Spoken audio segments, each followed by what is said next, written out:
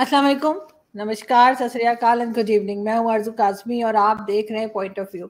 हमें जी आज ज्वाइन किया है लेफ्टिनेंट कर्नल आतुल होलकर साहब ने। बहुत शुक्रिया सर कि आज आप आए हैं। Thank you. हेलो आरजू जी, कैसी हैं आप? Thank you so much for calling me. Thank you so much sir. और हम सर को देखते रहते हैं डिफरेंट न्यूज़ चैनल्स के ऊपर एज अ डिफेंस एनालिस्ट। लेकिन सर आज सबसे पहले, इससे पहले कि हम अपने टॉपिक पे जाएं, कल मैच था इंडिया हाँ, पाकिस्तान का और एक तरह की वॉर ही होती है वो, हम उसे वॉर ही समझते हैं। तो खैर कल की वॉर हम हार गए, मगर ये कि next Sunday hopefully Pakistan team कुछ और मेहनत करेगी और अच्छा मैच था। अच्छा मैच था कल का। तो क्या कहेंगे आप? बहुत बहुत बहुत ही टेंस मैच था। देखिए आरजू जी, देखिए इंडिया पाकिस्तान की राइवलरी अपनी जगह ही है ही, लेकिन ये राइवलरी अगर आप देखें तो यूरोपियन फुटबॉल क्लब्स में भी रहती है, बाकी रहती है। लेकिन मुझे दो तीन चीजें बड़ी अच्छी लगी कल। मतलब एक तो बैलेंस्ड मैच था। मतलब चाहे वो थोड़ी सी फिटनेस की जरूरत है पाकिस्तानी टीम को, बहुत ज्यादा लड़खड़ा रहे थे प्लेयर्स, तो I am sure that will be looked into. Bowling was very good, batting did not live up to the standard which generally is expected, but ठीक है, मतलब वो स्कोर तो कॉम्पिटेटिव हो ही गया बाद में। सेकेंड पॉइंट मैंने देखा, एक जो स्टेडियम का माहौल था ना आरजू जी, वो बड़ा अच्छा था। सारे मतलब ऐसा नहीं था कि कोई इंडियन स्टैंड था और कोई पाकिस्तानी स्टैंड था, सब मिक्स बैठे हुए थे, ब्लू और ग्रीन थे, हालांकि ब्लू ज्यादा दिख रहे थे, लेकिन फिर भी ब्लू और ग्रीन साथ में थे। और मतलब मुझे ऐसा लगा कि कल प्लेयर्स भी बहुत एक दूसरे के साथ में बहुत अच्छा बर्ताव था। I mean I found a very friendly environment in playing, and I really would wish that this kind of environment percolates to our system. आपके एस्टैब्लिशमेंट में सरहदों पे कहीं ना कहीं थोड़ा सा माहौल ठीक करने में, वैसे भी दुनिया में कोई बहुत अच्छी चीजें चल नहीं रही, ये मैचेस चलते रहे तो एक वो ना स्ट्रेस बहुत हो जाता है आरजू जी। उसके बाद तो मतलब बहुत ज्यादा पानी वानी पीना पड़ता है, ड्रिंक्स लेनी पड़ती है, तब जाके मैच का वो फितूर हटता है, वरना एक दिन पहले से स्ट्रेस शुरू हो जाता है कि कल इंडिया पाकिस्तान का मैच है। अब देखिए इसमें सीरीज में 2 बार और मिलना है। आई am sure it will be very interesting. बिल्कुल सर, मुझे भी इंतज़ार है। बल्कि आपको, अगर आपने देखा हो तो सोशल मीडिया पे एक और वीडियो बड़ी आजकल वायरल है जिसमें हिंदुस्तानी फ़ौजी और पाकिस्तानी फ़ौजी दूसरी तरफ पे जो है वो म्यूज़िक के ऊपर कोई पंजाबी भंगड़ा या कुछ है उसके हाँ ऊपर जी, हाँ जी, डांस देखा कर था। रहे हैं और बहुत अच्छा लग रहा है देख के। दोनों तरफ जो है वो एक जैसे इंसान रहते हैं और आई विश के ये जो एक है हमारे और पाकिस्तान के और इंडिया के बीच में जो टेंशन है वो कम हो और लोग इसी तरीके से हंसते बोलते जिंदगी गुजारें। कल तो आपने देखा ही होगा कि सारे सब एक ही गाने पे डांस करते हैं। बिल्कुल पूरे स्टेडियम में सब वो एक ही गाना चलता है, सारे लोग समझते हैं गाना कौन सा चल रहा है। बिल्कुल, और यही सबसे बड़ी खूबसूरती है सर। बाकी आप किसी से भी दोस्ती कर ले, चाहे हम चाइना से मैं कर तो लें, चाहे आप रशिया से कर लें, हम जुबान नहीं समझते कि वो क्या कह मैं रहे हैं और तो ना ही मुझे खाने अच्छे लगते हैं। आप लोग एक चीज बताओ, चाइनीज के तो बहुत अच्छे दोस्त है, कभी चाइनीज वाइनीज सॉन्ग पे भी डांस वांस करते हैं जारसुन जी या नहीं करते? नहीं सर, अभी तक तो मैंने नहीं सुना। और जो असल में चाइनीज फूड होता है वो भी सुना है मैंने कि उसमें बड़ा कोई टेस्ट अच्छा नहीं होता उसका। वो तो हम लोग ओरिजिनल अपने वाला मसाले वसाले डाल के ना, जो हमारे यहाँ देसी खानों के मसाले होते हैं, हम लोग सब वो लाहौर डाल की देते फूड स्ट्रीट पे और कराची के बर्न स्ट्रीट पे मिलता है वो वाला खाना जो चाइनीज, उसी को खा सकते हैं। हैं। बिल्कुल। और खैर सर, आप आइए पाकिस्तान और हम आपको जो है वो लाहौर के खाने भी जो है चेक करवाएंगे और साथ पेशावर के भी, और इसके अलावा कराची, सब जगह। तो फिर आपको पता लगेगा कि अपने ही जैसे लोग हैं जी और जी। इसी किस्म के। लेकिन सर, अगर हम आज के टॉपिक की तरफ चले और हम बात करें इंडिया और रशिया और न्यू ट्रेड जो कॉरिडोर बन रहा है या उसकी बात हो रही है, क्या कहेंगे आप कि ये कहाँ तक आगे बढ़ पाएगा और ये असल में ये है क्या? आरजू जी, जो हमारा डिस्कशन हुआ था इससे थोड़ी देर पहले भी, देखिए इंडिया रशिया ईरान एक बिजनेस कॉरिडोर इन्होंने खोला है नया। एक मेरे को सबसे अच्छी चीज ये लगी कि देखिए इस वक्त खुल रहा है कॉरिडोर जब both Russia and Iran are under sanctions, western sanctions, ठीक है। और मतलब रशिया के साथ तो एक वॉर लाइक सिचुएशन है, और ईरान के ऊपर भी न्यूक्लियर रिएक्टर की वजह से और उनके न्यूक्लियर डेवलपमेंट, फ्यूल डेवलपमेंट की वजह से सैंक्शंस लगे हुए हैं। हालांकि बातचीत चल रही, लेकिन कोई बहुत अच्छा माहौल नहीं है। और अगर आप इनके एवज में देखें तो हमारे जो दूसरे साइड के दोस्त ना सिर्फ वेस्ट में बट मिडिल ईस्ट में भी हमारे दोस्त है ना। अगर आप उसको यूएई को देख लें, आप सऊदी अरब को भी देख लें, और हमारा एक बहुत ही अच्छा एक रिलेशनशिप बैलेंस चल रहा है जिसके अंदर कि हम ये समझते हैं कि आप कोई भी किसी भी तरीके के ब्लॉक्स हो, हमारे दोनों तरफ ब्लॉक्स के अंदर कहीं ना कहीं हमारी मतलब एक बैलेंसिंग एक्ट है और हम दोनों जगह अवेलेबल है। ये जो उन्होंने खोला है इसका नाम international north south transport corridor कहते हैं इसको, INSTC। और ये अगर आप देखें तो ये 8 जून को इसके बारे में बातचीत हुई थी, और ईरान के जो फॉरेन मिनिस्टर है मिस्टर हुसैन, वो उस वक्त इंडिया में आए हुए थे, और उसी दिन रशिया के जो प्रेसिडेंट है व्लादिमीर पुतिन और ईरानियन प्रेसिडेंट के बीच में बात हुई। तो अगर आप देखें तो ईरान, इंडिया और रशिया एक पेज पे होकर एक कॉरिडोर को 8 जून को आपस में बात करके इसको खोलते हैं। और इसके बहुत सारे एडवांटेज है। मैं तो सप्लाई चेन प्रोफेशनल हूँ आरजू जी, तो एक तो सबसे पहले तो 25% इसकी कॉस्ट बचती है अगर हम सुएज कैनाल के थ्रू आते हैं। और दूसरी बात आपको पता ही है, सुएज कैनाल जो है वो अपने आप में एक चोक पॉइंट है। और अभी 2-3 चीजें मैं देख रहा था कि जिस तरीके से श्रीलंका में हाल हुआ है, वैसे ही इजिप्ट का हाल अभी थोड़ा सा बुरा हो रहा है, और उन्होंने भी बहुत सारा चाइनीज लोन ले रखा है। तो कई कॉरिडोर्स में ये भी बात है कि चाइनीज का कहीं ना कहीं सुएज कैनाल के ऊपर नजर है। तो हमें तो एक अल्टरनेट कॉरिडोर भी चाहिए, तो वो भी एक है। दूसरी बात, अगर आप देखें ओरिजिनली जब सुएज कैनाल के थ्रू हमारे पास में यूरोप से हमारा ट्रेड होता है तो 40 डेज का सफर है, जबकि यहाँ पे ये सिर्फ 25 दिन का सफर है। हालांकि ये मल्टी मॉडल है, मतलब आप देखें तो ये कॉरिडोर शुरू होगा मुंबई से, चाबहार पोर्ट में जाएगा या बंदर अब्बास में जाता है, और वहां से फिर तेहरान जाता है। तेहरान से ये रेलवे कॉरिडोर ले सकते हैं, रोड ले सकते हैं, और फिर वो कैस्पियन सी में जाता है। फिर अस्त्राखान एक वोल्गा सिटी के पास, वोल्गा रिवर के पास में एक जॉइंट पोर्ट है ईरान और रशिया का, तो उसके ऊपर ये वहां जाता है। तो एक मल्टी मॉडल है जिसमें शिप, रेल और रोड तीनों का इस्तेमाल होगा। लेकिन एक चीज ना आरजू, जब आपने मेरे को बोला कि आज इस पे बात करेंगे, तो मैंने बड़े ध्यान से इस बातचीत को देखा कि इसका और क्या फायदा हो रहा है। इस 3 कंट्री के अलावा जो इंडिया का ट्रेड है, वो जो कैस्पियन सी के आसपास में कंट्रीज हैं, चाहे वो आर्मेनिया है, अजरबैजान है, तुर्कमेनिस्तान है, उज्बेकिस्तान है, ये सारी कंट्रीज से कनेक्शन बढ़ेगा। क्योंकि आपका अगर वो सी में पहुंच गए तो आप अपनी शिप को तो कहीं भी लेके जा सकते हैं ना। तो वो एक बड़ा एडवांटेज है कि आपने एक BRI जो चाइनीज डेवलप कर रहे हैं, वो सीपेक के थ्रू उसका एक अल्टरनेट रूट बना दिया है। और उसका सिग्निफिकेंस बहुत बड़ा है अगर आप देखें उस चीज को, कि सडनली हमें एक यूरोप का जो रूट है वहां से मिला है, और ईरान को उसमें बेहद फायदा है, जहां पे पर्शिया, रशिया और इंडियन मार्केट, एशियन मार्केट एक हो रहे हैं। नहीं, वो तो बात ठीक है सर, लेकिन आप मुझे ये बताइए कि जैसे यहाँ पर सी पैक बन रहा है पाकिस्तान में और चाइना का, तो ये क्या उसको कोई कंपटीशन दे पाएंगे, या आप समझते हैं कि ये बिल्कुल अलग चीज है?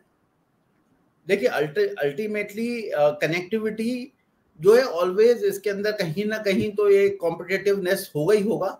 लेकिन आरजू जी, वैसे तो आपने भी देखा, अभी तो सीपेक अथॉरिटी भी बंद हो गई, और कहीं ना कहीं अब मेरे को नहीं लगता कि चाइनीज भी अब इसको कोई भरोसे पे लेके चल रहे हैं कि सीपेक का कॉरिडोर चल पाएगा ज्यादा। मुझे याद है, मतलब आज से करीब 5-6 साल पहले जो आपने दिवाली और ईद एक ही साथ मनाई थी, जब सीपेक साइन हुआ था कि जी $40 बिलियन और इंडिया ये, इंडिया वो, अब तो बिल्कुल ही खत्म हो गया। मतलब अब अगर आप सीपेक को देखें तो कौन चलाने देगा उसको, बलूचिस्तान वाले तो लोग नहीं चलाने देंगे।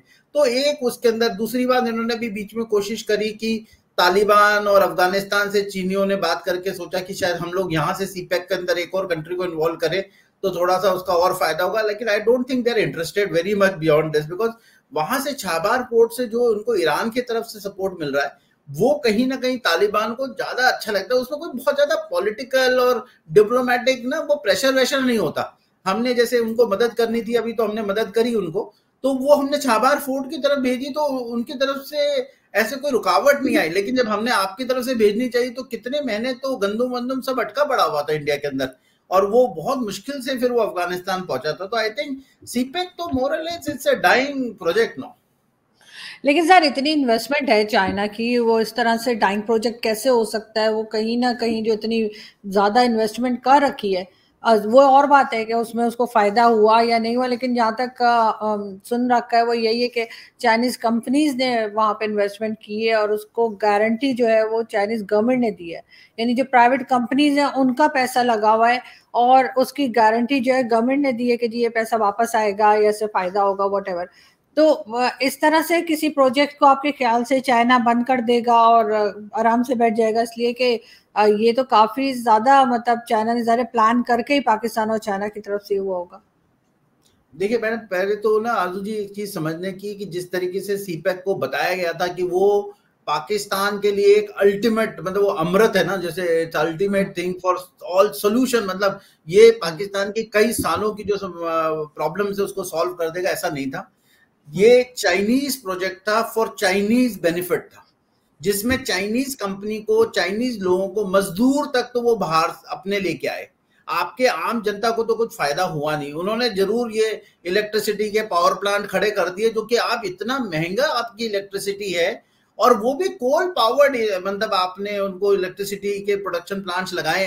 कोल आपके यहाँ कोयला कहाँ से है? मतलब आप कोयला बाजार से बाहर से खरीद के लाएंगे। अगर यही जो बाढ़ आपके यहाँ आ रही है, अगर ये कोई डैम बना देते, उससे इलेक्ट्रिसिटी बनाते, वो आपको देते, वो तो एक समझ में आता है। तो इन्होंने पूरा की पूरा अपने लिए बनाया था। दूसरी बात, जिस इंटरेस्ट रेट पे इन्होंने पैसे वैसे दिए हैं लोकली, वो इतना महंगा है। अब तो आईएमएफ भी पूछ रही कि पूरी डिटेल्स हमें बता दीजिए। तीसरी चीज जो मैं देखता हूँ, इसे सिक्योरिटी थ्रेट, और सबसे ज्यादा चीजें इंडिया इसके ऊपर ऑब्जेक्ट लगा रहा है, बिकॉज गिलगित बल्तिस्तान के अंदर हम तो कहते हैं हमारी टेरिटरी में जा ही नहीं सकता, तो कहीं ना कहीं वहां चाइनीज को भी एक इंटरनेशनल प्रॉब्लम हो रही है।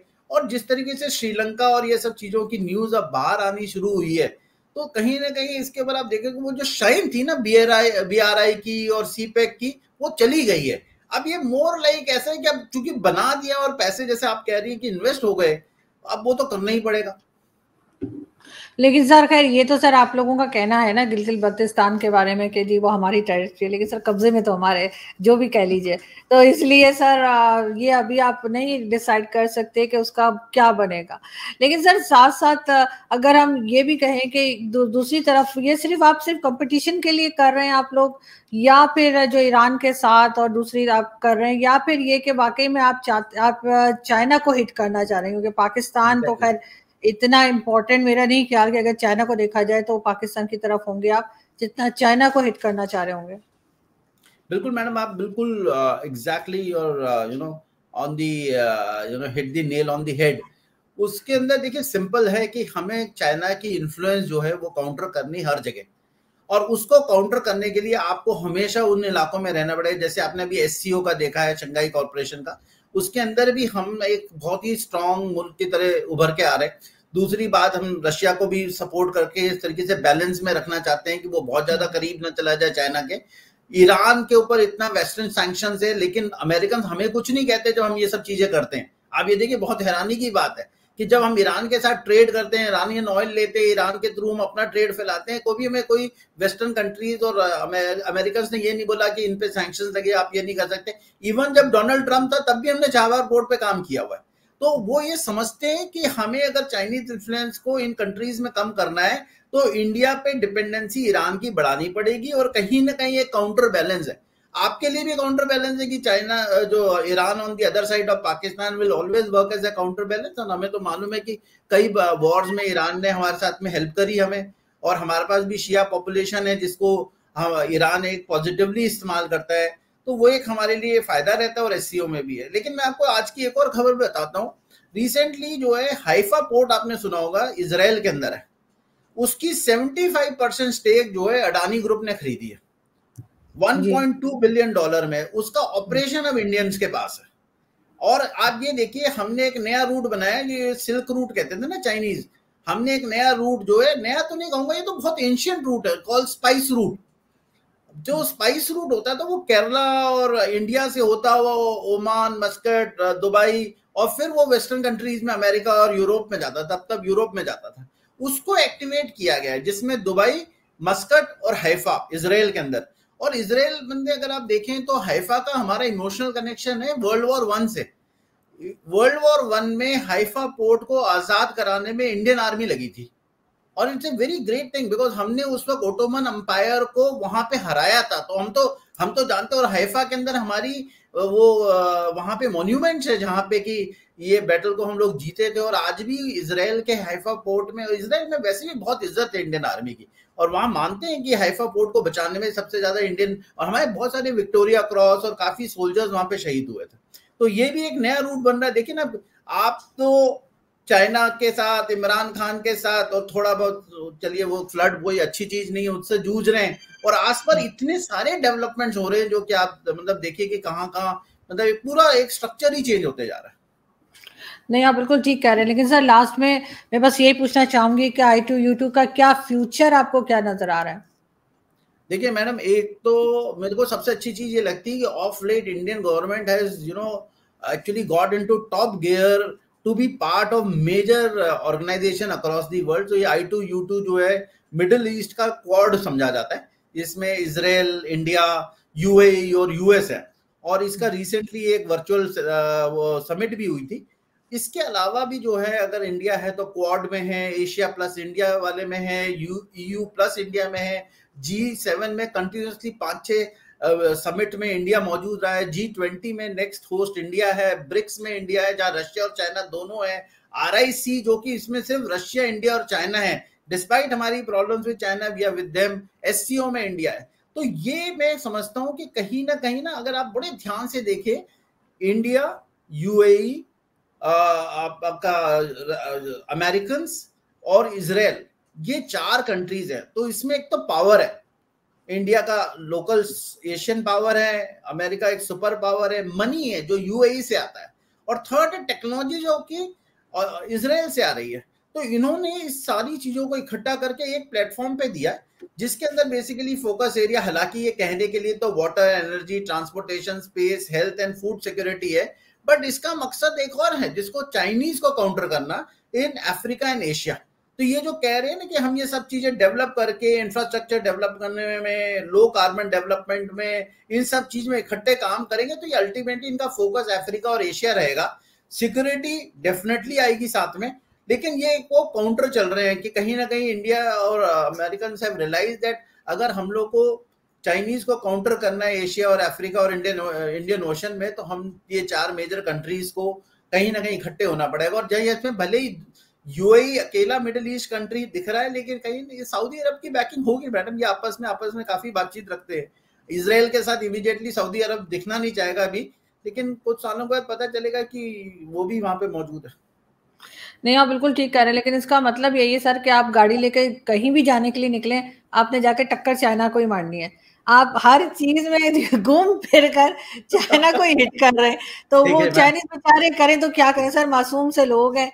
आप लोग कहीं के लिए भी निकलते हैं, आप घूम फिर के जो है वो आपका जो टारगेट होता है वो चाइना ही होता है। लेकिन खैर जी, एक भाई बात बोलूंगा कि जब कंपटीशन करना ही है तो फिर सबसे बड़ी पावर से करो ना कंपटीशन, जो बनना चाहता है पावर। पाकिस्तान अगर तो अपने मोहल्ले के लोग रह गए ना, अब इंटरनेशनल लेवल पे जाएंगे तो फिर वहां चाइना से करेंगे। और इसमें तो कोई शक भी नहीं है ना, जिस तरीके से US और USSR की कॉम्पिटिटिवनेस होती थी, डेमोक्रेसीज वर्सेस टोटलिटेरियन रजीम, वो कहीं ना कहीं वो कंपटीशन दुनिया जो है इंडिया चाइना को देखती है। नहीं बिल्कुल ऐसा ही है, लेकिन सर हम तो यही दुआ करेंगे कि हर जगह जो है लोग आराम से रहें और पीसफुली रहें और किसी की भी टेंशन ना हो। और वैसे भी आप लोग बहुत प्रोडक्ट्स लेते हैं चाइना से, और चाइना को आप इतना हिट करेंगे तो फिर वो सारी सस्ती सामान जो है वो कहाँ से मिलेंगे। Thank you so much sir. बना लेंगे अब हम बना लेंगे सारे, इंशाल्लाह सर, श्योर। आई होप कि आप लोग बना लेंगे। बहुत शुक्रिया सर कि आज आपने ज्वाइन किया। Thank you so much. I hope कि जल्दी आपसे फिर मुलाकात होगी। Thank you. जी जी, thank you so much, thank you Aarzoo.